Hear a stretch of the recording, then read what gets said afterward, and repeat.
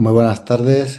Os damos la bienvenida al webinario del curso Las mejores apps a fondo, comunicación aumentativa y alternativa, tercera edición. Hoy tenemos la suerte de que nos acompañe el doctor Arturo López Fernández, psicólogo sanitario especializado en neuropsicología, profesor del Departamento de Psicología Evolutiva y de la Educación de la Universidad de Salamanca. Y bueno, a pesar de ser una persona muy joven, tiene ya una trayectoria profesional muy amplia en el ámbito del autismo. Ha trabajado durante muchos años en Autismo Ávila, donde todavía lleva el servicio de valoración diagnóstica en colaboración desde la universidad. Autor del libro de divulgación científica El autismo según Sheldon Cooper, que quien no lo haya leído, pues le recomiendo que lo haga porque es una manera muy bonita y a veces divertida de introducirse en este tema. También es autor de algún libro también de literatura, como Las violetas no crecen en la oscuridad. Y bueno, pues tiene un amplio bagaje que seguro que hoy nos aporta muchas ideas interesantes. Nos va a hablar, como veis en la pantalla, de la importancia de la implementación de sistemas aumentativos y alternativos de la comunicación en alumnos con dificultades comunicativas. Cuando quieras, Arturo, muchas gracias. Vale, muchísimas gracias, Gerardo, por la presentación. Muchísimas gracias a todas las personas que están viendo esto en directo, en diferido, por guardar un ratito de su tiempo, bueno, para escuchar hablar un poquito más sobre este tema. Como bien ha dicho Gerardo, vamos a hablar de los aspectos esenciales de lo que son la forma de implementar los sistemas aumentativos y alternativos de la comunicación en los alumnos con dificultades comunicativas. Principalmente es verdad que nos vamos a centrar un poquito más en el campo del autismo, porque de eso va un poquito el tema, pero vamos a tocar diferentes temas. En principio, ¿cómo hemos organizado la sesión? Uy, un momentito, que no me pasa ahora. ¿Cómo hemos organizado la sesión? Básicamente vamos a hablar un poquito de las diferencias en lenguaje y comunicación para saber qué es lo que necesitamos a la hora de ofrecer apoyos. Vamos a hablar un poquito de esa definición de los SAG, de los componentes de los que se conforman, de la importancia del ajuste contextual. Y también vamos a hablar de los aspectos a valorar y tener en cuenta cuando queremos implementar este tipo de sistemas con una persona en específico, ¿vale? Para terminar ya con unas ideas finales. Entonces, para comenzar, sí que me gustaría dar comienzo con esta diapositiva que tenemos aquí, ¿no? Muy accesible y muy inclusiva, como podéis ver, porque está adaptada con pictogramas. Entonces, según lo que estáis viendo aquí, pues yo os insto a hacer lo que os pongo directamente, ¿no? Que yo creo que está muy claro porque como está con pictogramas, está totalmente claro qué es lo que hay que hacer. He sido súper inclusivo. Vale, como veis, esto no tiene mucho sentido. Yo por más que intente descifrar qué es lo que pone ahí, podría tener muchas dificultades y llegar a malentendidos. ¿Por qué? Porque no he generado ningún tipo de instrucción previa para yo enseñar qué significan esos pictogramas y no he contextualizado el entorno para saber su significado. Entonces, si yo tengo un alumno que me dicen que necesita apoyo visual, por ejemplo, por decir algún tipo de apoyo, ¿vale? Y yo me dedico a poner pictogramas sin pensar antes cuáles son las necesidades de ese niño y su contexto, puedo generar confusiones como las que tenemos aquí. Tened en cuenta de que si nosotros mismos no entendemos lo que queremos decir, pues ellos probablemente tampoco. Entonces, lo primero que tenemos que plantear es que sea sencillo de aprender para nosotros y para el alumno con el que estamos trabajando y que esté ajustado a sus necesidades. Vale, ahí pone, supuestamente, hoy en clase tenemos que coger buenos apuntes. O que coger buenos apuntes, sí. ¿Vale? Entonces, bueno, pues tomamos nota y cogemos buenos apuntes, ¿vale? Primero, para ver de qué estamos hablando. Si hablamos de SAC, necesariamente tenemos que hablar por una parte de lenguaje y por otra parte de comunicación. Si nos vamos al lenguaje, ¿qué entendemos por lenguaje? Pues lo que tenemos ahí, conjunto convencional de signos lingüísticos y las reglas con las que los combino, que me permite comunicarme y representar ideas del mundo. Vale, ¿qué quiere decir esto? Signos lingüísticos. Signos lingüísticos implica que una vez que yo aprendo el lenguaje, la representación de lo que yo estoy denominando con ese componente lingüístico se convierte en una representación directa. Quiero decir, si yo digo la palabra silla, me estoy refiriendo a una silla de forma directa y no me estoy refiriendo a, no sé, una ventana, por ejemplo, ¿vale? Porque la palabra silla, es decir, el conjunto de esos sonidos formando una palabra específicamente, significa, pues, ese mueble que puede tener una o varias patas sobre la que una persona se puede sentar, bla, bla, bla, bla, bla, bla. ¿Vale? Es decir, a partir de una sola palabra yo puedo abstraer las características generales de una silla y aplicarla a diferentes sillas, independientemente de que tengan una pata, tres patas o lo que sea. ¿Qué pasa? Claro, que entonces tenemos una representación directa entre el significante, es decir, la etiqueta que ponemos, y el significado, es decir, lo que significa. Todas las personas que compartimos un código, si conocemos las palabras, entonces nos podemos comunicar. Entonces, la representación a partir del lenguaje es directa. ¿Qué pasa si os pongo esto? Que aquí ya tenemos un problema, ¿vale? Si no sabemos japonés, creo que era en este caso, pues no podemos descifrar lo que pone ahí porque no conocemos el código, ¿vale? Yo tampoco. Esto es Google, o sea que espero que ponga lo que quiero que ponga. Pero si os pongo esto, ¿vale? ¿De qué estoy hablando? Pues de una mesilla o de una mesa, ¿no? ¿Por qué? Porque aunque para nosotros el lenguaje sea una representación directa de la realidad, para las personas que no conocen el código porque tienen un bajo nivel de abstracción, porque tienen una dificultad a nivel sensorial, porque tienen lo que sea, poner una representación visual en este caso puede ayudar a facilitar la atribución entre el significante, la etiqueta que le pongo, y el significado, lo que significa. Y en este caso, pues, lo que tenemos ahí, una mesa, ¿no? Ese mueble formado por el tablero, con la altura conveniente para poder realizar alguna actividad sobre ella o dejar cosas encima. Claro, si nos ponemos a pensar, realmente nosotros utilizamos el lenguaje y nos parece muy natural su uso y muy directo, pero es muy abstracto. Es decir, la palabra mesa que tenemos ahí, esa sucesión de sonidos, no se parece en nada a una mesa. Son sonidos que hemos dicho ¿no? Por un acuerdo a nivel de comunidad, que eso significa el significado que tenemos ahí, ese mueble formado por el tablero horizontal. ¿Pero qué representa de forma más directa una mesa? Pues una imagen de una mesa. O, por ejemplo, también podría ser un pictograma en este caso. Problema, claro, el grado de abstracción. Con el lenguaje yo puedo abstraer significados de una forma más funcional, vamos a decirlo de alguna manera, mientras que con imágenes o con pictogramas esa abstracción puede ser un poquito más compleja. Vamos a poner otro ejemplo con respecto a los símbolos. ¿Sabemos qué país está representando esa bandera? Vale, probablemente, ¿no? Si estamos acostumbrados pues, a ver algunas banderas, etcétera, sea relativamente sencillo para nosotros identificar que esa bandera pertenece a Italia. Es decir, con un símbolo, que en este caso son tres colores en vertical uno detrás de otro, yo le asigno un significado, que es un país, en este caso Italia. Vale, y aquí podemos tener ya un poquito más de problemas, ¿no? Dejo la pausa dramática para que podáis pensar. Podemos tener un poquito más de problemas. ¿Por qué? Porque si no conocemos el código simbólico, aunque sea una representación visual, y sabemos que está representando un país, si no hemos hecho una asociación previa con respecto a qué banderas representan a tales países, yo por ciencia infusa, es decir, por intuición, yo no puedo saber a qué país pertenece esa bandera. Puedo intentar razonar algunas cosas, sí, pero necesito un montón de contexto para entenderlo. ¿Vale? Esa es la de Uganda, si no me equivoco.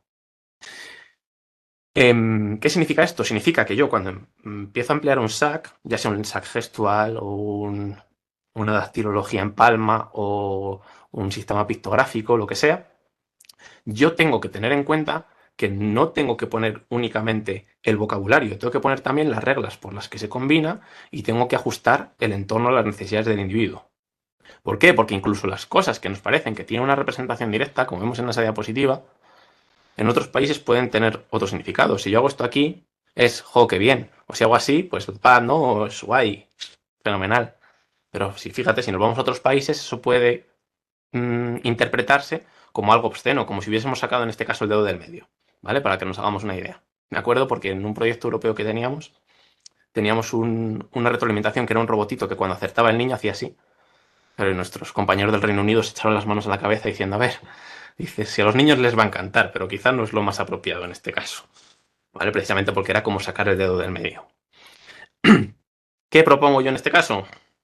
Para evitar cuando vayáis a otros países utilizar el sonido, el signo de los vulcanos, que es larga y próspera vida, que compartimos todo un mismo sentido, un mismo significado y ya está. Vale, esto es una broma, pero realmente es lo que sucede en los alumnos con dificultades comunicativas. Es decir, Cuando nosotros nos comunicamos o intentamos establecer una interacción con una persona que tiene esas dificultades, ya sea en la comunicación o ya sea en el lenguaje, lo que pasa es que mi código o el código que yo estoy utilizando no se corresponde con el código que está utilizando él. Entonces nos genera numerosos malentendidos que pueden surgir como problemas de conducta o de alimentación o de comprensión de instrucciones. ¿Vale? Entonces, con la broma esta del Spock, lo que estoy intentando representar es que si buscamos un código común entre los dos, lo que vamos por llegar es a un entendimiento mutuo entre unos y otros. Pero claro, ese lenguaje común tiene que estar adaptado a las necesidades individuales de esa persona con la que estamos trabajando. Luego, una cosa muy importante dentro de esto es el grado de, digamos, abstracción e iconicidad de los símbolos. Te he dejado en blanco una diapositiva, Gerardo, para que me dibujes una cosita. Yo voy a pedirle a Gerardo que dibuje una cosa en esta diapositiva que tenemos aquí, ¿vale? Un par de elementos. Que seguro que tiene unas dotes artísticas excelentes y con el ordenador, como es súper fácil dibujar, mejor todavía, ¿verdad? Entonces se lo voy a poner por privado y quiero que intentéis adivinar qué es lo que está intentando de representar, ¿de acuerdo? Aprobar.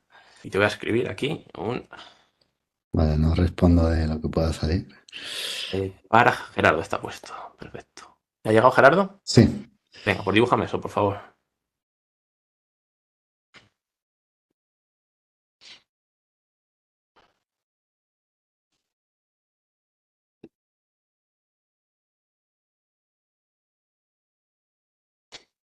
a ver. Vale.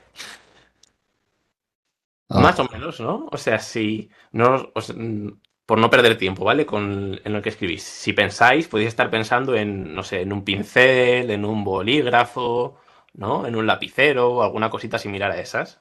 Es decir, sin necesidad de haber desarrollado unas dotes artísticas especialmente buenas, ha representado muy bien lo que es, pues, algo para escribir, ¿no? En este caso, un lápiz, un bolígrafo, cualquier cosa. Pero si ahora le pongo otra cosa distinta,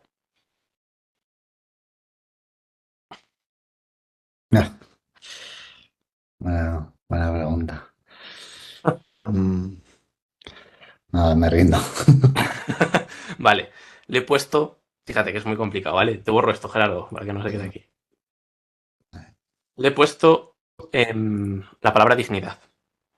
Vale, claro, aquí dignidad incluye una serie de atribuciones muy complejas, con aspectos que están vinculados a pensar en aspectos como la honra o el honor, aspectos sociales que se considera vergonzoso en una sociedad y no en otra, ¿vale? Y representar esos conceptos abstractos con una base pictográfica es muy complicada. Consecuentemente, a no ser que haya visto Los Simpson, que entonces sabes que esto es la dignidad, ¿vale? Consecuentemente, cuando utilizas símbolos de este tipo, es difícil representar elementos abstractos, pero aún así son muy importantes porque son la forma de acceso para aquellas personas que tienen más dificultades para extraer la información, ayudarles a entender que ya, por ejemplo, una fotografía o un pictograma o un signo manual representa significados. Eso ya es abstracción. Y a partir de ir desarrollando esos patrones de abstracción, puedo ir mejorando cómo esa persona se puede enfrentar cada vez a elementos abstractos. Em, entonces, si hablamos del lenguaje, ya sabéis, ¿no? La función comunicativa, todo lo que nos decían en el colegio, de la función expresiva, apelativa, poética, todo este tipo de cosas, pero también una función simbólica, que se nos olvida y es muy importante.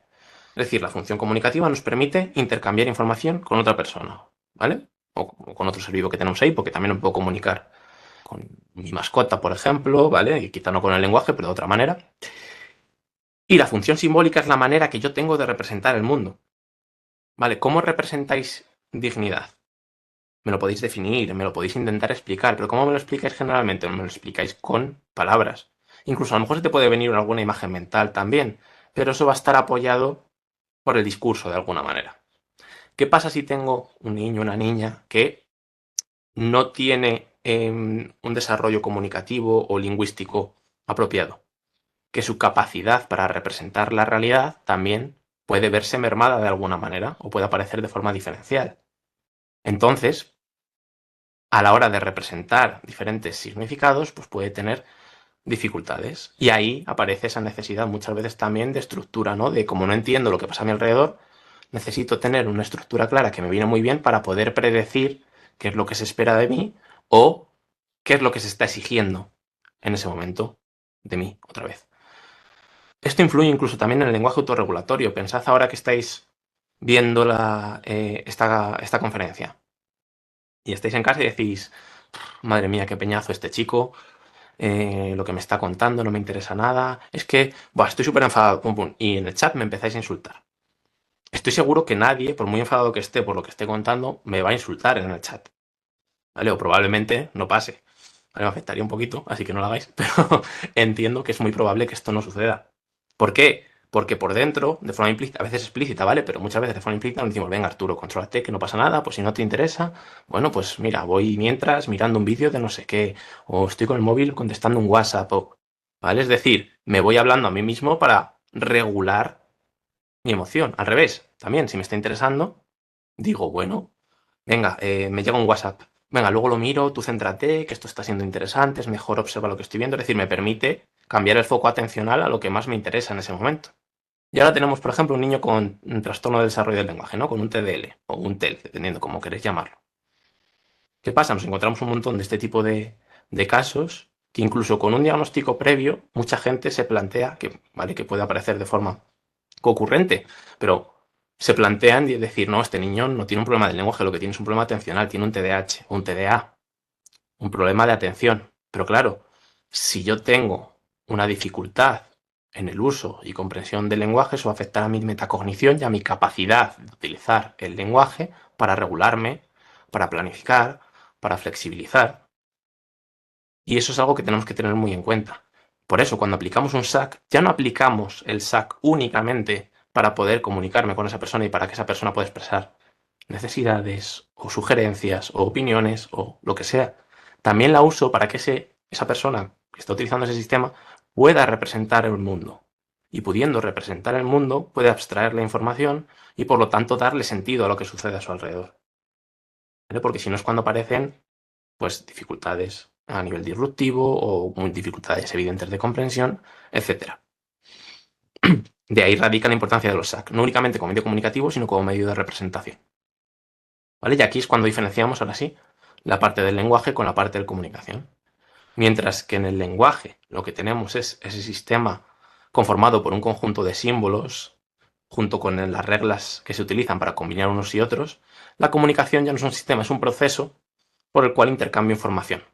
¿Qué pasa? Que utiliza como vía usual el lenguaje. ¿Por qué? Porque hemos visto que es muy eficiente. Una vez que lo aprendes, la información que yo puedo transmitir a partir del lenguaje es muy alta, ¿vale? Y precisa. ¿Qué pasa? Que hay algunas personas que pueden tener un problema focalizado en el apartado lingüístico o focalizado en el apartado comunicativo. Y aquí es cuando se pueden utilizar este tipo de apoyos con diferentes objetivos y por lo tanto con diferentes metodologías, uno quizás para mejorar más el apartado lingüístico, otro para dar formas alternativas a la vez que intentamos mejorar las pautas de abstracción, pero con el propósito, como hemos dicho previamente, de mejorar tanto la comunicación como la capacidad de representación. Fijaos que en la comunicación siempre implica un proceso de interacción social. ¿Vale? Es decir, si yo me hablo a mí mismo, eso no se considera comunicación, eso es esa metacognición, ese metalenguaje. Y en base a esos tipos de comunicación, bueno, pues encontramos diferentes categorías, ¿no? Puedo tener una comunicación vocal y oral, o no vocal, una verbal o una no verbal, y combinando unas u otras, pues saco un rango muy amplio. Por ejemplo, si digo que tengo una comunicación vocal oral y verbal, ¿a qué me puedo estar refiriendo? Lo que decimos, ¿no? Al lenguaje oral. Es decir, es verbal porque tengo unos símbolos arbitrarios con reglas, y vocal oral porque lo estoy articulando, porque lo estoy haciendo con sonidos. ¿Puede haber comunicación vocal, oral y no verbal? Sí, ¿no? Yo ahora estoy escuchando la conferencia y hago, vale, si yo te estoy viendo y te he escuchado, me estás comunicando que no te está gustando esto, que te estás aburriendo o que te está pareciendo muy poco importante, ¿vale? Poco interesante en este sentido. Estoy utilizando un tipo de comunicación vocal y no verbal. O un perro te está ladrando de forma bastante agresiva. Bueno, yo puedo intentar acariciarte, pero igual me llevo un mosquito, un mosquito, un mordisco. Me llevo un mordisco porque, claro, me estás avisando con esa comunicación de que quizás no es buena idea que me acerque. No vocal y verbal, pues tenemos, ¿no? El lenguaje escrito o, por ejemplo, también la lengua de signos, en el que utilizo signos del cuerpo, manos, expresión facial, etcétera, dentro de un sistema y un código determinado para expresar significados. Y luego tenemos no vocal y no verbal, que ya sería cuando no existe esas normas claramente establecidas, como puede ser, por ejemplo, expresarme a partir de una fotografía o de un pictograma determinado, etcétera. ¿Vale? Es decir, que no hay un símbolo totalmente arbitrario y que estoy utilizando algún tipo de grafismo en este sentido. Quiero enseñaros un fragmento cortito de este vídeo, ¿vale? Que ya tiene unos añitos, como podéis ver por el símbolo que tiene la 1. ¿Veis cómo nos da información todos los símbolos también pictográficos? Como vemos el símbolo de la 1, sabemos que ya tiene, es un vídeo que tiene sus años, porque esta gente no envejece. Estos no sé qué hacen, que no envejecen.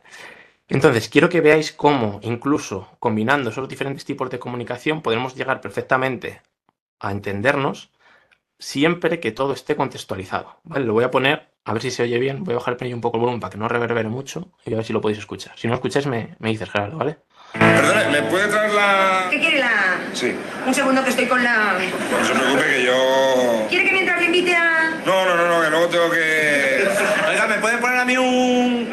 Un segundo que estoy con la... Ya, pero es que tengo un poco de... Ya bueno, pero está este señor antes que quiere la... No se preocupe que yo tengo... Y usted me va a pagar con... Sí, pero cuando me traiga la... Para un segundo que estoy con la... No se preocupe, yo no... Sí, pero acuérdese de mi... ¿Qué? Oye, perdona, ¿podrías bajar un poquito el...? Ya. Que es que me está dando el chorro y me estoy quedando... Ya, y de paso nos traen dos... Dos más de... Ay, cómo se nota que no tienen que... Enseguida se las llevo. Oiga, ¿cómo que enseguida? Pues a mí no me ha traído todavía mi... Sí, yo la... Pero usted no me ha dicho que no tenía... No, yo no... Oye, que yo tampoco tengo... Vamos, que cuando acabes con la, le pones a este señor su y me traes mis dos, ¿eh? Lo que sí que te pido es... ¿A usted no le importa que baje un poquito? Es que la chica se está quedando... No, ningún problema, si yo no... Pero un momento, es que a usted entre esto y luego lo de que tiene que bajar a mí se le está montando el trabajo y a mí no me llega Y mi... cuando puedas me preparas a mí la... Sí, pero después de mi... Pero yo también quiero mis, ¿eh? Por favor, pasa. Vamos a ver, por favor. No, que acuérdate de mí. Primero con la... Acuérdate de mí, que no tengo yo. No, pero vamos a ver una cosa. Oiga, a ver. Lo que sí les pido es un poco de... Cuando yo termine de... Le llevo a usted su... Que tiene un poquito de... Y antes le llevo a usted su... Que me va a pagar con... Y después bajo un poquito, que están ustedes todos... Y luego le llevo a usted sus dos... Porque no tienen... Y tampoco tienen que... ¿No es así? Sí. ¿Lo ven? Como hablando se entiende la... ¿Vale? ¿Qué estamos viendo aquí? ¿Vale? En un formato humorístico de alguna manera. Estamos viendo, ¿no?, cómo se combina esa comunicación que es vocal y basado en unas reglas determinadas con unos signos que realmente nos siguen un código establecido, aunque somos capaces de interpretarlos. ¿Por qué somos capaces de interpretarlos también en este contexto? Porque realmente esos signos sí que están integrados dentro del contexto lingüístico, porque realmente conjugan la oración entera y solo dicen la palabra con el signo. Es decir, aunque no nos dijesen el símbolo ni el signo, prácticamente podríamos llegar a entenderlo también. ¿Qué quiere decir esto? Cuando yo pongo, voy a poner ejemplo de pictogramas, ¿vale? Cuando yo pongo un pictograma a nivel individual, quizás no signifique nada. Cuando yo pongo ese pictograma con una metodología de instrucción previa, cuando yo pongo ese pictograma adaptando el ambiente de forma previa a las necesidades que tiene ese alumno, ahí quizás es cuando esto pueda funcionar bien. Porque aquí lo que hay es que nos han adaptado el contexto a partir del uso del lenguaje oral para que podamos entenderlo sin ningún tipo de problema. Pues eso es lo que tenemos que hacer nosotros, ¿vale? Esos ajustes contextuales son muy importantes. Entonces, lo que tenemos que conseguir es una accesibilidad cognitiva y comunicativa, ¿vale? A nivel físico, espacial, temporal. Y aquí os pongo un ejemplo de un cine, ¿vale? Imaginaos que yo nunca he ido al cine. Con lo caro que está, es casi una verdad. Entonces, imaginaos que yo nunca he ido al cine. Yo veo la sala y la veo de esta manera. ¿Y dónde me voy a sentar? Probablemente me voy a sentar en una butaca. A lo mejor no en la que me toca a mí, porque yo no sé el número o lo que sea. Pero me voy a sentar en una butaca y no me voy a sentar de espalda a la pared, por ejemplo, de espalda a la pantalla. ¿Por qué? Porque el propio espacio ya me está dando pistas sobre dónde me tengo que situar yo. Y el propio espacio ya me está diciendo qué es lo que está sucediendo. Se apagan las luces, hay que estar en silencio. Es decir, el propio espacio te está dando información sobre cómo hay que actuar en ese lugar con una información mínima. Eso es lo que tenemos que intentar conseguir en estos casos, ¿vale? Hay que estructurar bien el espacio. En niños que a lo mejor tienen más dificultades de abstracción, con menor nivel de atribución al significado, las rutinas funcionan muy bien. Como he dicho, ¿no?, que no tengo una forma clara de representar la realidad porque tengo esas dificultades comunicativas. Si yo sé que cuando me ponen la mochila roja me voy al cole y cuando me ponen la mochila azul me voy a la piscina, ya cuando me la pongo en casa ya puedo predecir hacia dónde voy a ir y eso me da mucha seguridad. No me monto en un coche y ala. ¿Vale? Entonces tenemos que generar esa estructuración y esa transición entre unas actividades y otras. Os pongo ahí un ejemplo con un bandejero, ¿no? Pues hemos asociado de alguna manera el tenedor a que es la hora de la comida y luego ya cuando volvamos dejamos el tenedor y cogemos el disco para escuchar música. Entonces estoy ya de alguna manera con objetos concretos, fijaos que ni siquiera estamos hablando ahora de una representación visual basada en fotografías o en pictogramas, sino con objetos concretos, estoy dándoles un significado más abstracto, es decir, un tenedor como representación de la comida y un disco como representación de música. Esa abstracción es muy importante porque es lo que va a permitir ir comprendiendo esos conceptos cada vez más abstractos, ir comprendiendo que un significante puede tener muchos significados y por tanto poder usar diferentes tipos de símbolos para incluso representar la misma cosa, es decir, que diferentes significantes también representen un solo significado, ¿vale? ¿Qué tenemos que tener en cuenta cuando hagamos una adaptación contextual? Toda la parte de escenarios y desplazamientos, como os digo, con la información sobre lo que hay que hacer, lo que no hay que hacer, las actividades que se hacen, las personas que suelen estar presentes, normas y sobre todo hay que tener muy en cuenta la parte de transiciones, ¿vale? Cuando se cambia de una actividad a otra para que no nos pille de sopetón de alguna manera, ¿vale? Si estáis haciendo algo que os gusta, imaginaos que estáis, no sé, haciendo alguna actividad que os llama la atención y de repente siempre veis os la cortan y dicen, oye, que tienes que venir a trabajar, pues ¿cómo te sienta eso? Pues no muy bien, ¿verdad? Claro, si yo ya me estructuro y pienso que, oye, pues me da tiempo a ver un capítulo de mi serie favorita y luego tengo que ir a trabajar, como ya tengo la certidumbre, no la incertidumbre, sino ya tengo la certeza de que eso va a suceder de esa manera, ya voy más cómodo y me puedo autorregular mejor. Pues en este caso sucede lo mismo, ¿vale? Hay que organizar los espacios y las transiciones para que esto se entienda de la mejor manera posible. Con el tiempo, conozco la estructura de la semana, del día, de la sesión de hoy, ¿vale? Hay que ser conscientes de que el niño tiene que entender qué es lo que tiene que hacer y cuándo tiene que hacerlo. Y luego ya, las conductas y roles, pues eso, cómo me comporto, si hay un problema en el recreo, qué es lo que hago, no. Esto lo puedes hacer más complejo o menos en base ya de pues, la comprensión que tenga ese niño sobre las situaciones, ¿de acuerdo? Pero fijaos, os pongo aquí unos ejemplos claros, ¿no? Tengo una representación un poquito a nivel temporal, en este caso basada en pictogramas arriba, y abajo tengo una estructuración física de espacios de un aula, en la que si os digo, aunque no hayáis visto nunca este aula, oye, es la hora de trabajar en grupo, ¿dónde nos sentamos? Solo pensar eso. Bueno, pues ya vemos que tenemos, ¿no?, la mesa para trabajar en grupo. Si toca trabajar individual, pues ya vemos que las sillas están aquí para poder trabajar individual, cada uno con su horario. Fijaos que no se ve muy bien en la fotografía, pero bueno, aquí se ven números, por ejemplo, y aquí se ven colores. Estas son el tipo de adaptaciones que necesitamos. Tienen la misma estructura. Aquí pongo las tareas que tiene, la 1, la 2, la 3, coge la 1, la pega en la 1 y saca la actividad 1 para realizarla. Luego la 2, ta, ta, ta, ta, ta, ta, ta, ta. Como este niño conoce el factor numérico, se lo puedo organizar en base a números. Como este niño no tiene aún la capacidad de abstracción como para entender la representación entre número y cantidad, pues se lo puedo representar con colores y hacer el emparejamiento igual. Es decir, los dos van a realizar sus actividades, los dos van a usar el mismo procedimiento para resolverlas de alguna manera, pero están adaptadas a las necesidades de cada uno de ellos. ¿Vale? Esto se hace, pues, conociendo al niño y conociendo su contexto, principalmente. Claro, cuando generamos apoyos, ¿qué tenemos que tener en cuenta? Estos apoyos más visuales, vamos a decir de alguna manera. Evitar, por una parte, los elementos irrelevantes, porque generan saturación. ¿Vale? Los elementos irrelevantes lo que nos generan pueden ser muy bonitos, ¿vale? Y quedan fantásticos, pero lo que me genera es una saturación de mi sistema cognitivo. Es decir, me dificultan atender a lo que realmente tengo que atender. Si yo tengo un conjunto de estímulos muy amplio, me cuesta más distinguir lo relevante de lo irrelevante. Si además, como hemos dicho previamente, mi sistema autorregulatorio, basado en el componente lingüístico, no se ha desarrollado de una forma normativa, más funcional, digamos, para enfrentarme a ese tipo de situaciones en concreto, lo que hago es que mi sistema cognitivo se sature más fácilmente, entonces me cueste más aún comprenderlo. Entonces la accesibilidad nos pone pictogramas o pone un cartel, ¿vale? Como tenemos aquí, bienvenido a tu parque. ¿Qué podemos hacer, bueno? ¿O qué podemos encontrar? Parque infantil, baños, tal, no sé qué, no sé cuántos. Claro, esto está muy bien, pero realmente todo este conjunto de información construida de esta manera, hay muy pocas personas a las que les puede ayudar. Porque lo que hay que hacer es contextualizar estos pictogramas. Por ejemplo, puedo poner el símbolo del baño cerca del baño, y ahí sé que es el sitio donde tienes que ir cuando tienes tus necesidades. Puedo poner en la esquina del parque que esto es el parque infantil. Puedo poner ahí las normas del parque infantil, pero poner al inicio del parque todo lo que te puedes encontrar, pues es que se puede comprender de muchas maneras. A lo mejor comprendo que aquí se puede hacer pis porque él me lo pone directamente aquí y me bajo los pantalones y lo hago allá al lado del árbol.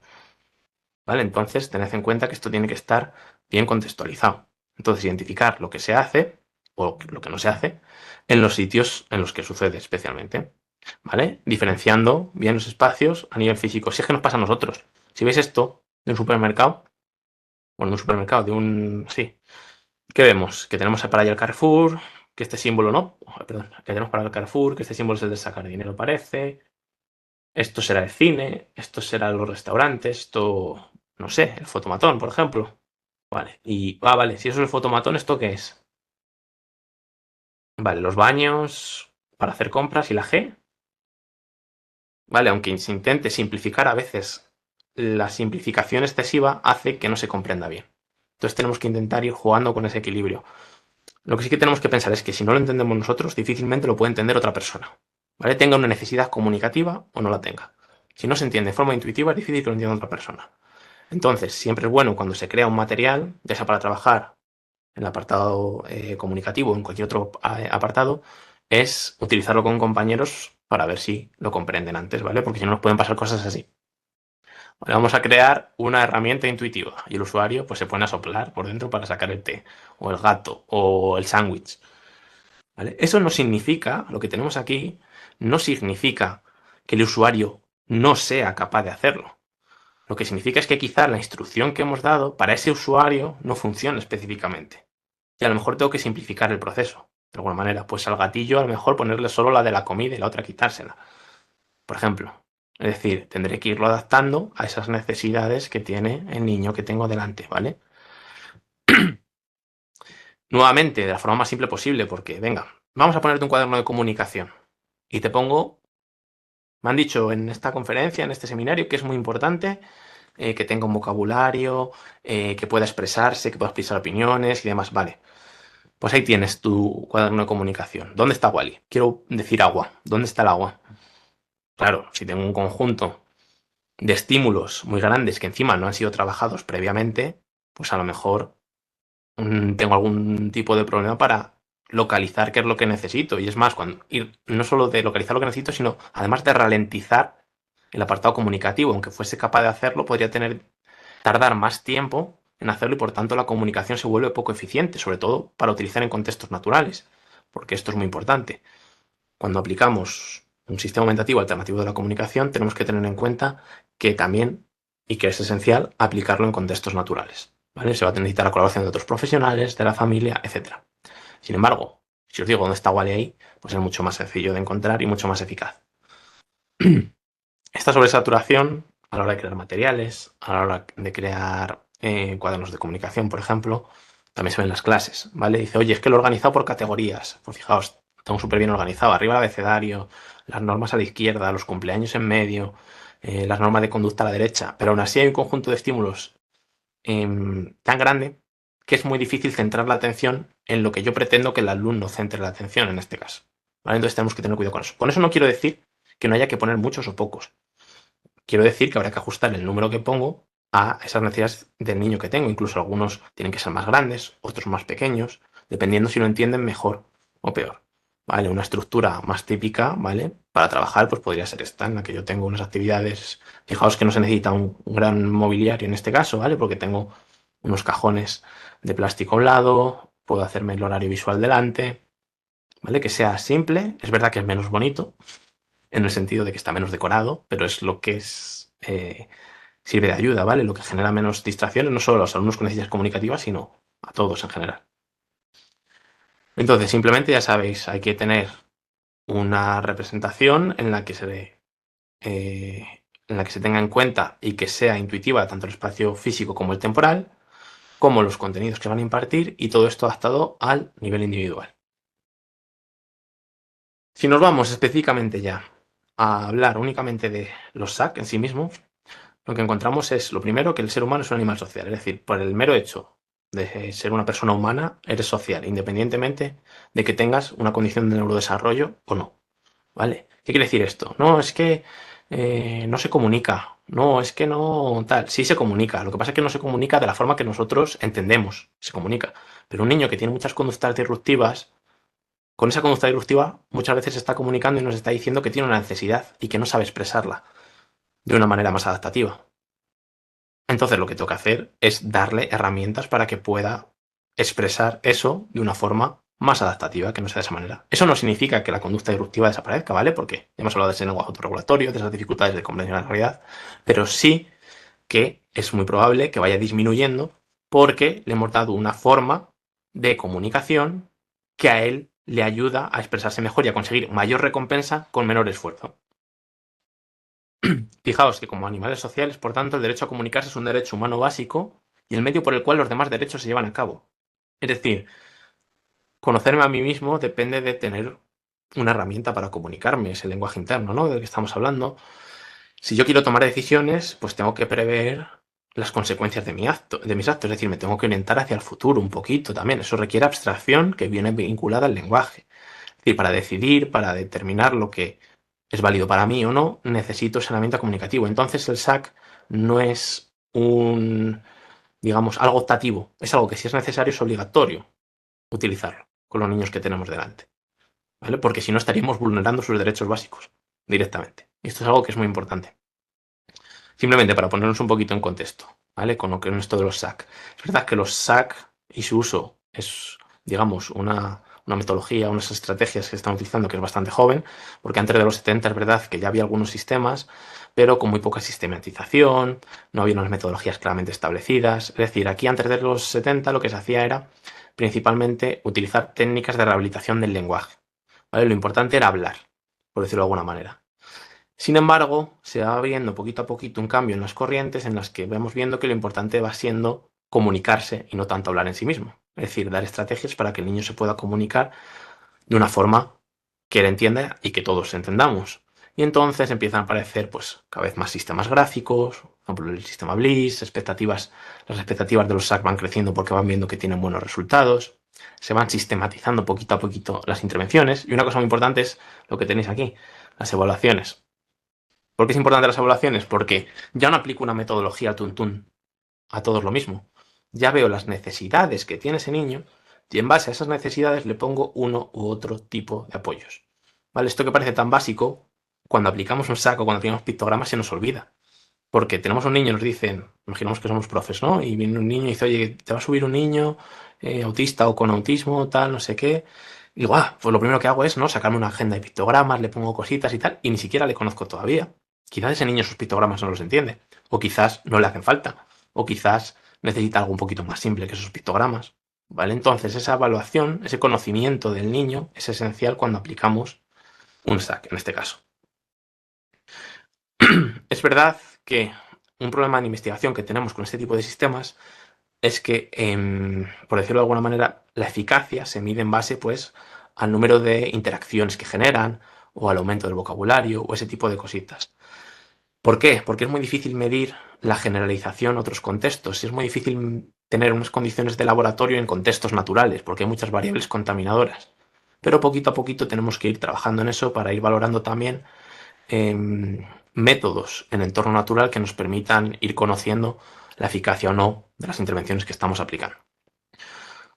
Esto es lo que acabamos de decir. Cuando empezamos a dar importancia a la comunicación sobre el lenguaje, ya lo que nos aparece es una corriente prioritaria de códigos de comunicación que nos permitan expresarnos de formas diferenciales. Y esta expresión diferencial es muy importante porque estamos respetando el neurodesarrollo de ese niño que tenemos delante, dándole herramientas además para intentar extraer su máximo potencial. Si yo a un niño, por ejemplo, autista o con autismo, no tengo por qué enseñarle a mirarme a los ojos, no tengo por qué decir, oye, que me tienes que decir así, o no tengo ni siquiera por qué hacerle que me construya una estructura oracional concreta, ¿vale? Dependiendo del objetivo que yo tenga con ese niño. Pero bueno, que no es particularmente necesario. Lo que sí que es necesario es darle a ese niño una forma de comunicarse y que sea comprensible por los demás y de representar su mundo, ¿vale? Para, como hemos dicho, respetar sus derechos fundamentales que hemos dicho antes. Que a lo mejor cuando es más mayor, imagínate, es un chico que necesitó estos SAC cuando era más pequeño, ha desarrollado luego el lenguaje oral, ha hecho una carrera, va a buscar trabajo y le echan de todos los trabajos porque siempre está mirando para abajo. Pues a lo mejor a ese en ese momento hay que enseñarle a que tiene que mirar alguna vez a los ojos en ese tipo de contexto para generar confianza con la otra persona. O a lo mejor hay que explicarle lo que sea, ¿vale? Pero no es el objetivo invalidar la forma que tiene de relacionarse, sino ayudarle a adaptarse al entorno, ¿vale? También habría que explicar al entrevistador que lo que está haciendo no viene determinado porque sea mal educado o porque tenga inseguridad, sino que se explica por otra serie de cosas, ¿vale? Pero eso es un avance social que hay que ir haciendo poquito a poquito. Mientras tanto, ¿qué vamos enseñando? Pues habilidades adaptativas para que sacar el máximo potencial de cada individuo dentro del contexto que nos ha tocado vivir a cada uno. ¿Vale? Como veis, los SAC llevan mucho más allá de metodología de enseñanza y aprendizaje. Al final tiene un reconocimiento que está fortalecido, que está respaldado y que al final ayuda, como hemos dicho, a desarrollar esa construcción de la realidad y por tanto a esos derechos de la autodeterminación, el respeto, etcétera, y abrir un mercado de oportunidades más amplio. ¿Qué pasa? Que aquí tenemos los problemas fundamentales que vienen, ¿no? Cuando empezamos a aplicar un SAC, todo está muy bonito sobre el papel, pero cuando empezamos a hablar con otros profesionales o con la familia, que no tienen por qué estar formadas en esto, obviamente, lo primero que te dicen es que, claro, si le pongo un sistema de este tipo, se va a acostumbrar y entonces no va a hablar. Yo me acuerdo, por ejemplo, con mi sobrina, que es pequeñita, y entonces cuando era bebé, le enseñaron el baby sign, que es como un sistema bimodal, ¿vale? Más americano. Entonces la gente, la familia cercana decía, claro, es que como le habéis enseñado los gestos, es que no va a arrancar a hablar esta niña. Si la veis ahora con 2 años y medio, que no calla, y tiene además una estructura morfosintáctica, gramatical, buenísima. ¿Por qué? Porque al final yo lo que estoy haciendo con un SAC es darle diferentes formas de representación a un significado. Es decir, palabra mesa, ¿vale? Yo te digo la palabra mesa oralmente. Entonces te estoy dando una modalidad sensorial, ¿no? En este caso, auditiva. Mesa significa mesa. Vale, te voy a dar una visual, que es un pictograma. Vale, pues ya te estoy dando 2 formas de representación. Una auditiva y una visual para representar el mismo significado. Estamos con la lengua de signos o con el sistema bimodal o con lo que sea. Venga, gestual. Vale, una representación motora de ese significado también. ¿Esto qué significa? Esto a nivel cerebral supone que se van activando, entre comillas, para que nos entendamos, ¿vale? Diferentes zonas del cerebro. Es decir, activo zonas parietales, activo zonas occipitales por la visión, activo zonas temporales por la audición, activo zonas motoras que son frontales, y todo eso me ayuda a que el significado surja, es decir, a codificar mejor la información y a recuperarla mejor. Sin embargo, si te doy solo una modalidad, solo se va a activar, entendedme, ¿vale? El cerebro es un todo realmente, pero solo se va a activar una zona, por decirlo de alguna manera, y por lo tanto el acceso al significado va a ser más complicado. Entonces, dar diferentes modos de representación, es decir, si damos un aprendizaje multisensorial, el aprendizaje es mucho más significativo, ¿vale? También a la hora de representar conceptos. ¿Por qué utilizamos tanto las canciones en educación infantil, por ejemplo?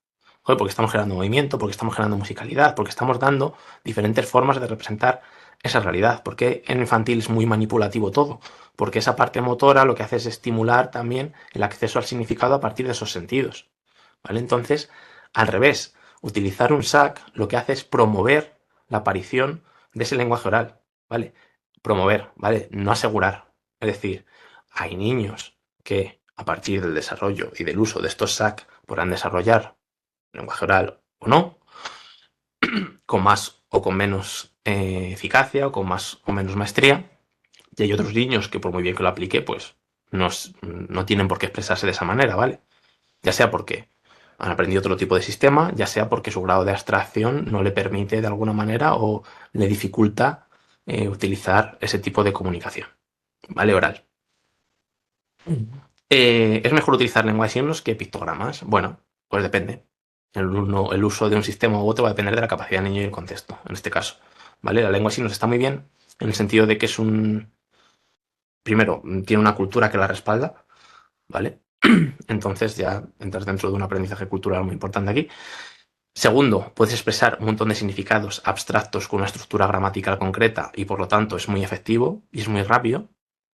Pero claro, depende de, otra vez, patrones de abstracción elaborados, habilidades motoras conservadas, etc. Entonces, si yo tengo un niño que la propia palabra oral no es capaz de expresarla, no porque tenga un problema fonatorio, ¿vale? O sensorial, sino porque no llega a ese grado de abstracción, hay muchos signos con los que le va a suceder lo mismo.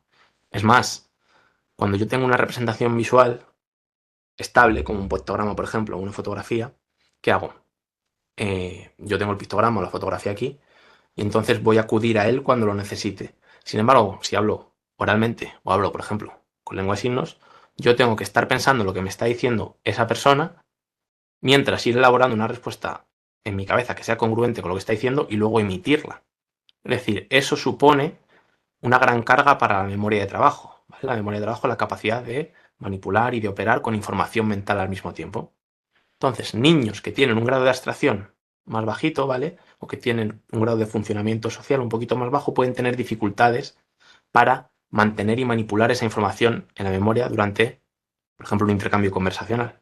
Sin embargo, si yo voy al pictograma, yo lo tengo presente todo el rato ahí. Y al tenerlo presente yo puedo acceder a ello en cualquier momento.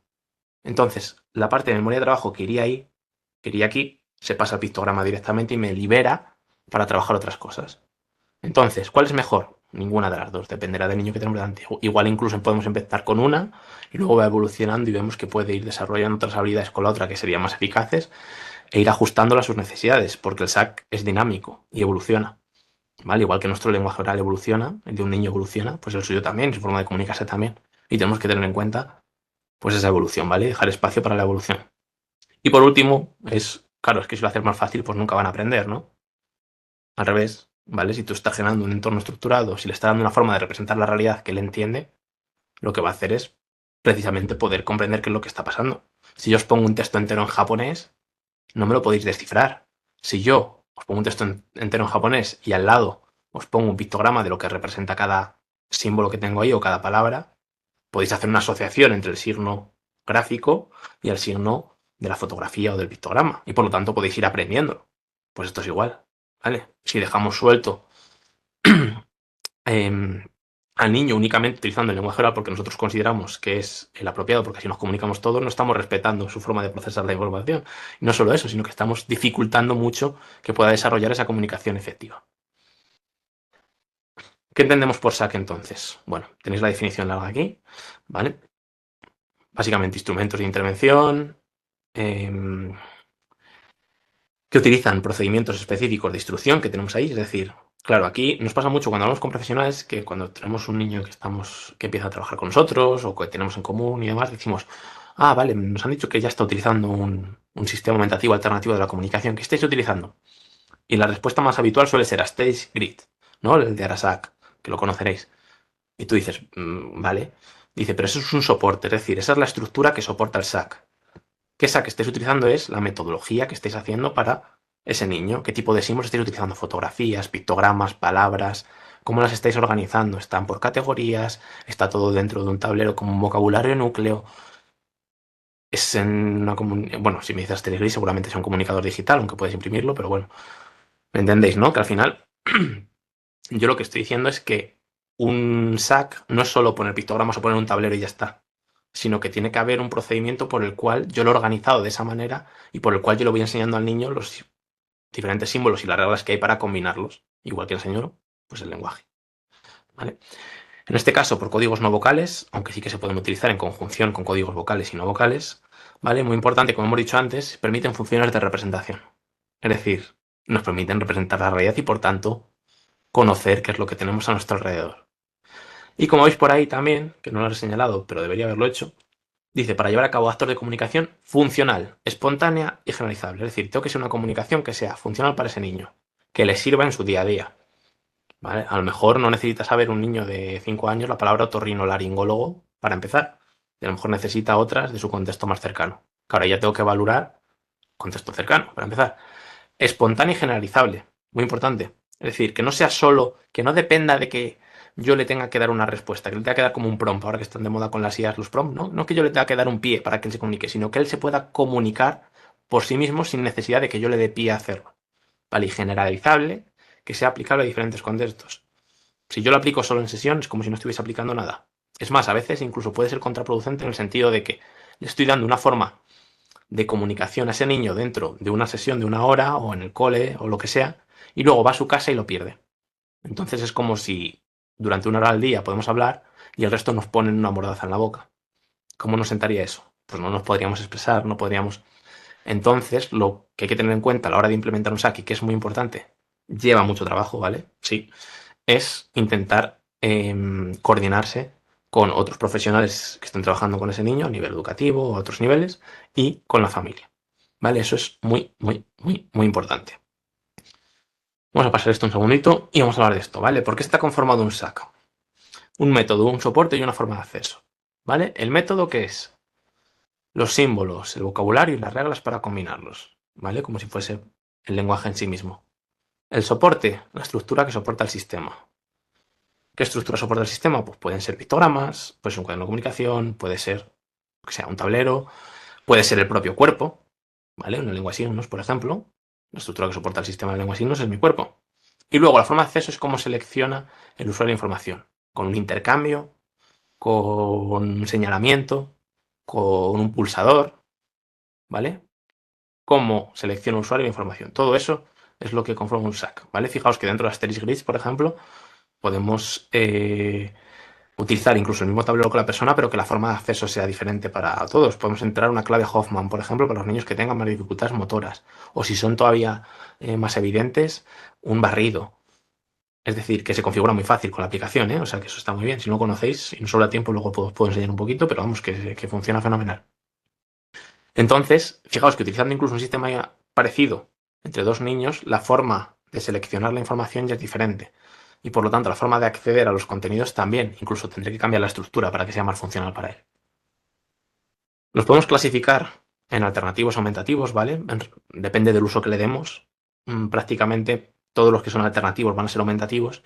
Y es cierto que hay algunos que son más aumentativos que alternativos. Por ejemplo, la palabra complementada, que es para trabajar sobre todo la parte de fonología y demás, tiene un propósito más aumentativo que alternativo, porque no se puede utilizar por sí solo como método alternativo de comunicación, ¿vale? Pero prácticamente si yo estoy dando un método alternativo para comunicarse, ya estoy aumentando la capacidad comunicativa. Luego pueden ser con ayuda o sin ayuda, ¿vale? Con ayuda si requiero de elementos externos y sin ayuda si no requiero de ellos. Con ayuda, pues eso, requiero de un comunicador o requiero de un cuaderno de comunicación. Sin ayuda, cuando utilizo pues, el propio cuerpo, como con el lenguaje oral o con la lengua de signos. Por ejemplo, con la dactilología, palma, con cualquier cosa de estas. Y en función de la potencial de la persona usuaria, que lo llaman, sería una comunicación más dependiente o una comunicación independiente.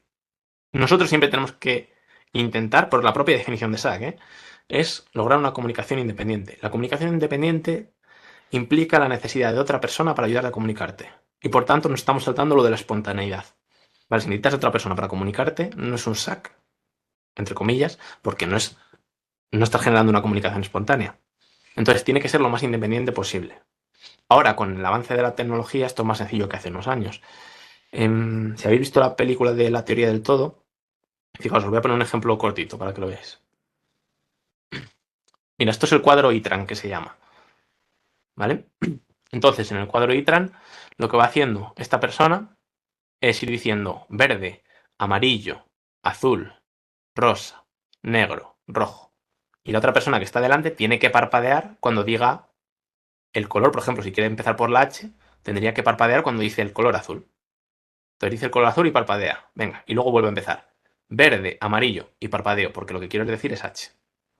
¿Vale? Para conformar una palabra. Fijaos la eficacia, entre comillas, de esto. Es decir, puedo establecer una comunicación, pero es muy ralentizada y además dependo de otra persona para poder comunicarme. Entonces tendré que buscar ahora, en estos momentos, pues otros métodos alternativos, como por ejemplo el seguimiento ocular o pulsadores que se puedan activar con el pie, con las manos, con lo que sea, y que me ayuden a elegir entre el conjunto del vocabulario que tengo para poder expresarme.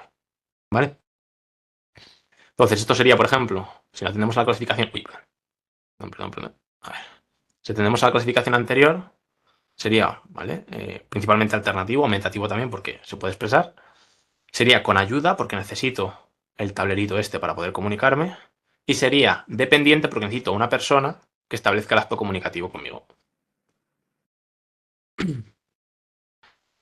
Toma de decisiones en comunicación aumentativa alternativa. Primero, vale, ¿este niño necesita un sistema o no necesita un sistema? ¿Cómo valoro eso? En base al propósito que yo tenga. Es decir, ¿qué tipo de usuario, qué tipo de alumno, qué tipo de persona tengo delante? ¿Tiene dificultades en comunicación? ¿Tiene dificultades en lenguaje? Es diferente, claro. Si tengo dificultades, los niños que tienen dificultades comunicativas, por ejemplo, cuando hablamos de autismo, muchos de ellos no desarrollan el componente lingüístico, no porque tengan un problema con el lenguaje de base, sino porque quizás no entienden bien el propósito que tiene el lenguaje para establecer una comunicación efectiva. Y por lo tanto, si tengo otras estrategias como señalar o como para llevarte de la mano para decirte lo que quiero, pues me resulta más sencillo porque también requiere menos abstracción y lo hago así. Sin embargo, si tengo un problema del lenguaje y no comunicativo, ahí sí que entiendo la comunicación y a lo mejor utilizo otro tipo de gestos para llamar tu atención o ese tipo de cosas, pero el problema de base está en el lenguaje. Pues la forma de aplicar la comunicación aumentativa alternativa también será diferente. Por ejemplo, un niño que tiene ese TDL o STL, como queréis llamarlo, y tiene problemas en la organización del discurso, en la comprensión, etcétera, pues a lo mejor simplemente poniendo apoyos visuales en los que se den marcadores del discurso puede funcionar bastante bien. Una tarjetita que ponga primero, luego y después para habilidades narrativas, por ejemplo. Oye, ¿qué pasó en la película? Primero pasó esto, luego no sé qué y después tal. Y ya le estamos dando una forma de estructurar ese discurso para ese niño con ese apoyo visual que hemos dado inicialmente. Pero claro, eso te funciona a lo mejor con ese niño y con otro niño con TDL que tenga otras necesidades, no.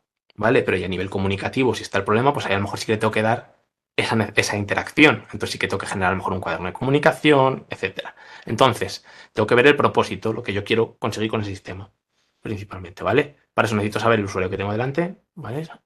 Y tengo que saber pues, las necesidades que tiene y las potencialidades, porque vamos a utilizar siempre las potencialidades a nuestro favor. Tengo que valorar el entorno, ¿vale? La familia puede colaborar en esto, no puede colaborar, en el colegio. A nivel económico se pueden permitir comprar una tablet únicamente para poder utilizarla como comunicador o no, entonces tengo que sacar los impresos, es decir, tengo que tener en cuenta todo eso para yo generar un buen plan de intervención.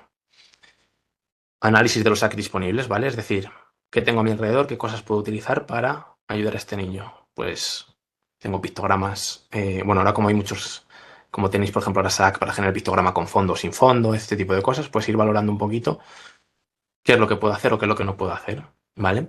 Aquí hay que valorar para hacer todo esto al niño, es decir, cómo está a nivel intelectual, a nivel perceptivo, a nivel motor, a nivel de atribución del significado. Es decir, hay una discapacidad intelectual, no, hay un problema a nivel perceptivo, hay un problema a nivel motor, porque, por ejemplo, esto nos va a decir la forma de acceso a la información. Yo tengo un niño que tiene unas buenas pautas de abstracción, que intelectualmente funciona bien, pero que tiene problemas a nivel comunicativo porque tiene un problema en la fonación, por ejemplo, y digo, bueno, venga, pues vamos a utilizar la lengua de signos para ayudarte a comunicarte con otras personas, tal, pero esa persona tiene una dificultad motora de motricidad fina en las manos, pues quizás no sea el mejor sistema, porque al final su motricidad le va a dificultar mucho utilizarlo. Entonces tengo que ver cuáles son esas potencialidades. Muy importante el tema de la atribución al significado, porque nos va a orientar para empezar con el tipo de símbolos que podemos o no utilizar, ¿vale? Los niveles de atribución al significado lo que me dicen es, entre comillas, la capacidad de abstracción de esa persona. Entonces, por ejemplo, tenemos el test de Comfort que te puede ayudar a medirlo, en el que establece diferentes niveles: sensación, presentación, representación y metarepresentación. En un nivel sensación, digamos que es como el grado de representación más bajito, el grado de atribución del significado más bajito, y ahí los acontecimientos se comprenden por las modalidades sensoriales. Es decir, si huelo a comida es la hora de la cena, porque estoy oliendo la comida, entonces toca cenar. Ahí no hay una previsibilidad como tal todavía, ¿vale? Lo que tendremos que empezar es a generar rutinas, ¿vale? Y estructura antes incluso de aplicar un SAC en sí mismo, porque esa estructura es lo que le va a dar a él el entorno para empezar a comprender qué es lo que sucede y cuándo sucede. Y poquito a poquito podemos ir metiendo objetos para que vaya asociando el objeto con actividades específicas, como hemos dicho antes lo del tenedor, ¿no? El tenedor se asocia con la hora de comer. Eso sería un nivel presentación, ¿vale? Cuando ya hay una previsibilidad que es inmediata en el aquí y en la ahora, y puedo utilizar unos objetos para representar, unos objetos que sean muy similares a lo que trato de representar para expresar significados. ¿Qué pasa? A lo mejor si a ese niño en vez del tenedor de metal le cambia a uno de plástico, ya no entiende que es la hora de comer en este momento, ¿vale? Porque no es capaz de abstraer las condiciones fundamentales que tiene el tenedor y qué es lo que está representando. Ahí ya pasaríamos como un nivel representación, ¿vale? Cuando ya podemos extraer el significado del significante. Aquí, pues eso, el uso de pictogramas, de fotografías, este tipo de cosas ya se entiende muchísimo mejor y se puede manejar más este sistema. Esto no quiere decir, ¿vale?, que si estamos en nivel presentación no utilicemos este tipo de elementos. Los tenemos que utilizar, pero tenemos que ser conscientes de que no puede ser el método, digamos, comunicativo primordial en ese momento, sino que tiene que ser como estrategia de enseñanza. Lo ponemos como estrategia de enseñanza para que lo vaya comprendiendo, para que en un futuro lo pueda ser, ¿vale? Pero en ese momento no sería capaz de manejar una cantidad de estímulos abstractos en ese sentido que sea, dependiendo del niño, ¿vale?, que sea más o menos grande o no. Y luego tenemos el metarepresentación, que ya es cuando hablamos de que el significado está fuera del significante, lenguaje escrito, metáforas, frases hechas, etc. Entonces esto lo tenemos que tener en cuenta. ¿Vale? ¿Que no tenéis el comfort? Bueno, pues podéis medirlo con, pues mirando a ver si hace clasificaciones. Y por ejemplo ponéis bolígrafos y lápices y cubiertos, a ver si te coge los bolígrafos con estos, porque entiende que son más o menos lo mismo, que sirven para escribir, mientras que los cubiertos, como sirven para comer, te los pone en otro lado. Entonces tú vas estableciendo a ver si el niño se va haciendo categorías, aunque sean cosas diferentes, y a partir de ahí te vas haciendo una idea de los niveles de representación que tiene ese niño, ¿vale? Lo que pasa es que no de una forma estandarizada, claro. Luego, claro, una vez que tengo todo esto, digo, vale, pues creo que voy a aplicar este SAC. Aquí, a la hora de seleccionarlo, pues tenemos que ver si se adecúa realmente a la realidad del niño con respecto, repito, a la familia y a otros profesionales, ¿vale? Entonces habrá que hablar con la familia y decir, oye, se plantea que esto puede ser positivo por esto, por esto, por esto. Necesito un compromiso que va dirigido a, pues tenéis que practicar en casa cuando yo os comente, pues esto y esto otro, ¿vale? A medida que vayamos evolucionando, pues eso hay que explicarlo y tenemos que contar con ese compromiso previo. Y luego ya me planteo, pues eso, cómo enseñarlo. O sea, me empiezo a plantear las estrategias de enseñanza y se produce la parte de aprendizaje, que ahora vamos para eso. Y mientras hago esto, pues tengo que ir reevaluando si este SAC me cumple con los requisitos de, vale, el niño es autónomo, es una comunicación espontánea, es funcional, es generalizable, ¿vale? ¿Está siendo efectiva para este contexto o no? Porque si la respuesta es no, tengo que empezar a hacer cambios, porque entonces el sistema no le está sirviendo al niño. Vale, entonces, cuando estamos aquí en enseñanza y aprendizaje, ¿no? En ese momento, ¿qué tengo que hacer? Primero, un objetivo general a la hora de implementar el SAC. Es decir, ¿qué idea tengo con este SAC? ¿Qué quiero conseguir con esta persona que tengo delante? Tengo que pensar en el soporte que tengo que utilizar. ¿Vale? Es decir, voy a utilizar un soporte con ayuda, sin ayuda. Si es con ayuda, ¿cómo? Tablero físico, digital, cuaderno, señalización directa, intercambio, barrido, clave Hoffman, lo que sea. Es decir, al final tengo que ir construyendo todo esto en base a la evaluación que yo he hecho del niño y en base al contexto que hemos dicho. ¿Vale?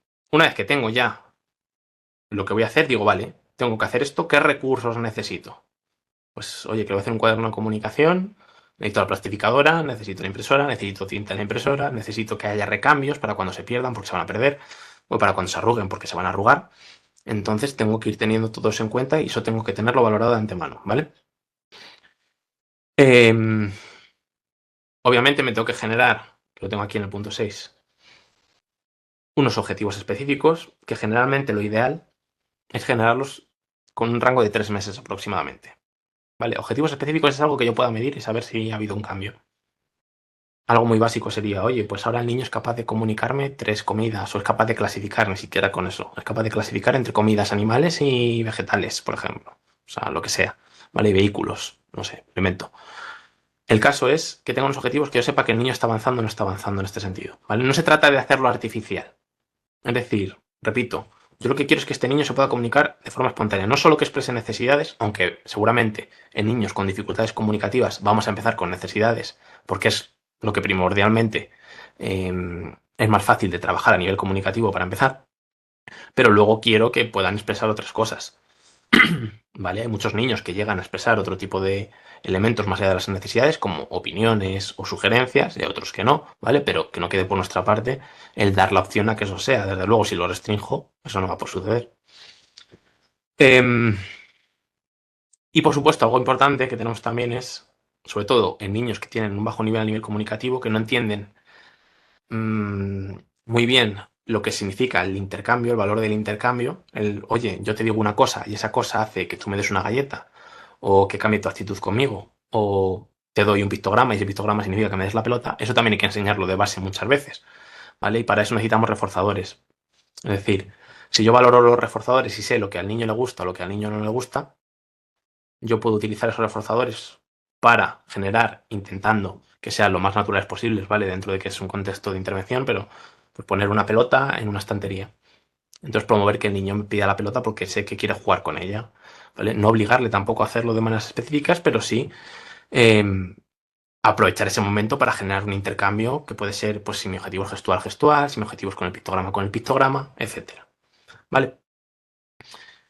Y cuando tenemos esto, bueno, pues eso, cada 3 meses deberíamos ir evaluando si este SAC está funcionando con este niño o no. ¿Y cómo lo evaluamos? Pues en base a esos objetivos específicos que nos hemos ido conformando, ¿vale? Esto, por ejemplo, es una plantilla de reforzadores que vienen del PEX, por ejemplo, que te ayuda a establecer cuáles son los reforzadores cuando un niño no te lo comunica bien o tú no comprendes bien a ese niño, ¿de acuerdo? Si le pones una pelota delante y lo intenta alcanzar o lo intenta alcanzar cuando está fuera de su alcance, tú vas dando puntos y te va haciendo como una pirámide, ¿no? Una jerarquía de reforzadores que te pueden ayudar a trabajar ese tipo de cosas. SAC como tal, hay una barbaridad, ¿vale? Principales, pues bueno, aquí tenéis algunos. Vale, hay muchísimos. Las metodologías, generalmente entre unos y otros, lo que más varía es el cómo se conforman los símbolos y las reglas para combinarlos. Luego algunos sí que tienen metodologías específicas de enseñanza, que entonces son diferentes. Por ejemplo, el PEX no importa tanto, entre comillas, ¿vale? El pictograma en sí mismo, sino la forma que yo tengo de enseñar el intercambio comunicativo. Sin embargo, pues el sistema Bliss es muy importante los símbolos que utiliza, porque son muy específicos de ese sistema. ¿Vale? Entonces, bueno, incluso podemos intentar a veces combinar unos símbolos de uno y otro en base a lo que a ese niño le funciona mejor. Por ejemplo, el sistema Bliss, cuando están creciendo, a muchos les funciona muy bien cuando tiene un nivel de abstracción más alto, cuando se empiezan a rechazar a lo mejor sistemas que son más infantiles. Bueno, no me ve, como nos andamos un poquito justitos y luego tiene que haber preguntas, no me meteré mucho con esto, ¿vale? Diferencia entre SAC con ayuda y sin ayuda, ya sabéis. Los de con ayuda son como más sencillos, porque al final es una representación que yo pongo en un cuaderno, en un comunicador, etcétera. Mientras que los SAC sin ayuda son más complejos de aprender, pero aún son más eficaces a la hora de establecer un intercambio comunicativo. Y luego, si hablamos del autismo específicamente, habréis visto en redes sociales probablemente la controversia que existe siempre entre PEX y el lenguaje natural asistido, que parece que están unos en contra de otros en este sentido, ¿vale? ¿Qué encontramos? Encontramos diferencias fundamentales. Primero, en el PEX es un sistema estructurado de enseñanza en una serie de fases que se va enseñando al niño en base, pues, eso, a unas fases determinadas en las que se indica qué es lo que tiene que hacer el profesional. Mientras que el lenguaje natural asistido está más basado en una práctica en un entorno natural y es más desestructurado. Claro, permite más flexibilidad, pero al mismo tiempo, pues te restringe un poco la efectividad de la metodología que estás utilizando, ¿vale? Ambos utilizan técnicas conductuales. Lo que pasa es que en el lenguaje natural asistido no las llaman así, sino que hablan de los procesadores gestálticos que tenemos ahí abajo y entienden eso como una teoría que da explicación al por qué utilizan una metodología específica. El problema que vamos a ver luego con esto es que no tenemos a nivel de constructo teórico la denominación de procesadores gestálticos no está bien definida y por otra parte va un poco en contra del procesamiento autista, que además está muy vinculado a la parte de autista, a la parte del lenguaje natural asistido. Entonces es como un poquito contradictorio en este sentido, ¿vale? Ojo, que no digo que no haya que utilizar estrategias de lenguaje natural asistido porque utiliza técnicas conductuales que son importantes y también la parte de habilidades en entorno natural, pero hay que tener un poquito de cuidado porque realmente la metodología que siguen parece que no se ajusta a una evidencia que tengamos actualmente, ¿vale? Luego lo vemos, de todas formas, un poquito más detenidamente para que nos entendamos. Fijaos, en PEX lo que tenemos, ¿no? Son diferentes fases diferenciadas. Oye, primero te enseño a intercambiar un pictograma por un refuerzo en este caso. Luego, que aprendas la distancia y la persistencia, es decir, que te fijes dónde está el cuaderno de comunicación para asociar que el cuaderno de comunicación sirve para comunicarme. Luego me aseguro que sepas discriminar imágenes, es decir, no te pongo un montón al principio, sino que aprendas a discriminar entre unos y otros. Luego generamos estructura de la oración, luego responder preguntas, luego ya aprendemos a comentar, etcétera. Son como fases que están muy cerradas. El problema del PEX puro, ¿vale? El problema del PEX puro es que es muy cerrado, efectivamente. Es decir, te permite poca flexibilidad. Recomendación práctica. PEX puro no es necesario, ¿vale? Dentro de esto que PEX también te dice que es importante la generalización, pero si tú puedes ir haciendo esto, establecer una serie de fases, generalizándola dentro de los diferentes ambientes del niño, tú lo que estás generando es un método estructurado de enseñanza que sabes que va a aumentar el rango de habilidades comunicativas. Y si luego ya, a muchos niños ya cuando crecen se les queda muy pequeño esto, ¿vale? Y hay que cambiar. Y se cambia a un comunicador más natural, que está más basado incluso en esas concepciones del lenguaje natural asistido. Vale, pero para empezar muchas veces, cuando hablamos de un nivel de funcionamiento un poquito más bajito, la estructura lo que hace es respetar la neurodivergencia. Es decir, si yo doy estructura al niño, sabe lo que está pasando. Y entonces, sabiendo lo que está pasando, es más fácil establecer ese intercambio cognitivo y que comprenda qué es lo que se espera de él. Si no vamos en este caso al lenguaje natural asistido, hablamos de esos procesadores gestálticos. ¿Qué significa esto? Esto significa que lo que hablan es que en el autismo las ecolarias de alguna manera expresan con un sonido como significados completos. ¿Vale? Y esto a veces puede ser cierto, pero otras no. Las ecolarias también surgen, por ejemplo, de forma autorregulatoria. ¿Vale? ¿Qué sucede? Que no hay además pruebas, digamos, de que exista lo que se llama procesador gestáltico, sino que utilizamos a veces lo global o lo particular en base a pues, la situación que tenemos enfrente, ¿vale? No que seamos predominantes más en uno o en otro en este sentido. Y luego, sí que sabemos que el tipo de procesamiento en el autismo está basado en una coherencia central débil, que se llama, que débil no es que sea peor, ¿vale? Es que se basa como en un razonamiento traductivo, vamos a decirlo de alguna manera. Es decir, que va de lo particular a lo particular, que son muy buenos para los detalles, pero cuando tengo que abstraerlo a más general, pues me cuesta más trabajo. Entonces, bueno, para detectar detalles, para hacer eventos específicos, pues me puedo aprender muchísimo de un tema en particular porque es lo que me interesa, porque es el aspecto particular que me llama la atención, pero puedo tener más dificultades en cosas más amplias, por ejemplo. ¿Vale? Entonces, esta concepción de procesador gestáltico va en contra de lo que sabemos realmente de cómo funciona el neurodesarrollo dentro del autismo. Entonces es un poco incongruente en este sentido. Entonces tenemos el problema de que no existen esas evidencias de la existencia de procesadores gestálticos del lenguaje y aunque trata de favorecer la diversidad, y eso siempre es esencial, ¿vale? No tiene en cuenta esas fortalezas y debilidades. Fijaos que aquí tengo una cita que es muy representativa que dice que el lenguaje natural asistido está siendo como muy aclamado porque está muy vinculado al movimiento de la neurodiversidad. Pero realmente la neurodiversidad no es reducible únicamente a una práctica clínica. Entonces, lo que dicen estos autores es que no hay una contradicción entre decir que el lenguaje natural asistido puede promover algunas estrategias que sí que son eficaces para niños en específico, a la vez que dices que realmente no está respetando ese paradigma de la neurodiversidad en realidad. ¿Vale? Porque estás diciendo realmente justo lo contrario de lo que conocemos que funciona. Si es verdad que, como digo antes, el PEX tiene evidencia empírica y esto, por el momento, todavía no. Pero la evidencia empírica en el PEX es lo que... O sea, una crítica que hay desde estos movimientos de la neurodiversidad precisamente es, que tienen razón en ese sentido, es que la eficacia se mide en base a ese número de interacciones que se basan en la neuronormatividad. Entonces lo que tenemos que intentar es desarrollar evaluaciones que tengan en cuenta también los contextos y no solo esas condiciones de laboratorio. ¿Vale? ¿Qué pasa entonces? ¿No hay que usarlo? No, no digo eso. ¿Vale? Lo que digo es que, dependiendo del caso, sus estrategias pueden ser útiles, pero porque utiliza, por ejemplo, el modelado, o utiliza el encadenamiento hacia atrás, o utiliza la generalización a ambientes naturales. Esas cosas sabemos que funcionan. Ellos te dirán que funcionan porque son procesadores gestáticos del lenguaje, y esto es lo que no podemos comprobar, si es verdad o no es verdad. ¿Vale? Que es lo que quiero que quede claro. Entonces, ya termino. Las consideraciones que tenemos que tener en cuenta cuando aplicamos SAC es que sea más rapidez posible en el intercambio comunicativo con el máximo grado de autonomía, que cubra las necesidades básicas de esa persona en primer lugar y luego ya necesidades cada vez más complejas. Eso significa que se tiene que poder adaptar a cambios, es decir, que tiene que ir pudiendo evolucionar y habrá que ir evolucionando. Que además se puede utilizar en diferentes contextos, que sea aceptado por el usuario y por su entorno y que para su uso no se necesite más apoyo que el que requiere. Y aquí voy a salir con una pregunta.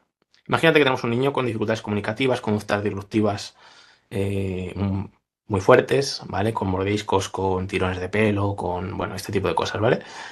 Y eso viene porque cuando va a jugar con la tablet, cuando nos pide la tablet con el pictograma, no se la damos porque tiene que trabajar, por ejemplo, ¿vale? Entonces no es capaz de regular eso, no lo comprende bien y por lo tanto aparece esto como una medida de frustración, no porque el niño quiera ser agresivo, ¿vale? Sino porque no puede manejar esa emoción.